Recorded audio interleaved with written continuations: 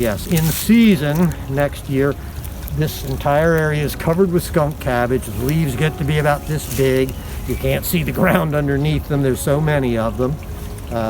But they're a relatively short season leaf, because into the mid to late summer, they start to dry up and go away, disappear.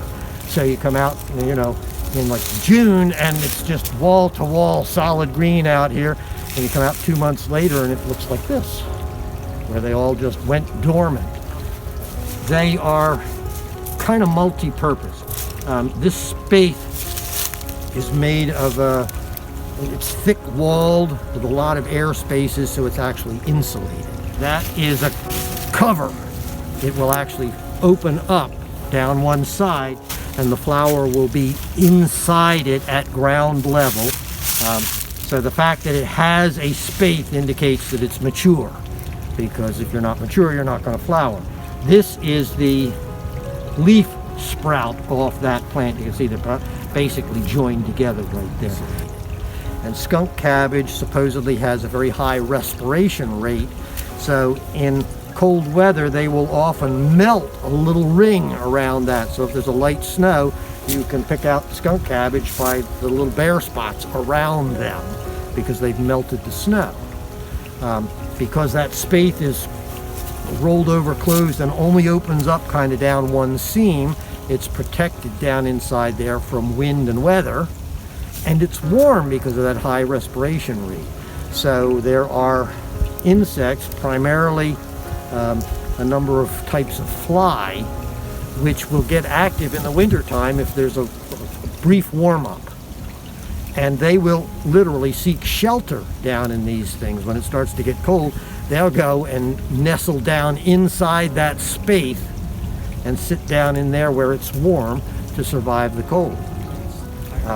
So the flower itself is actually, it's a compound ovary, and it's ball-like. It'll be anywhere from like that size up to about that size, down inside that spathe at ground level, and it is an early season pollen source, food source for some of those insects as well.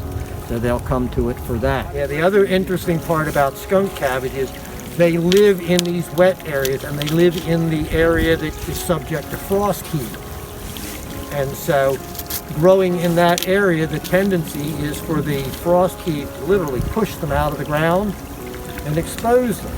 So these roots actually have rings on them like an earthworm, and they are referred to as contractile roots. And seasonally what happens is those roots actually pull back in and pull the plant back down into the earth. So that keeps them from popping out of the ground.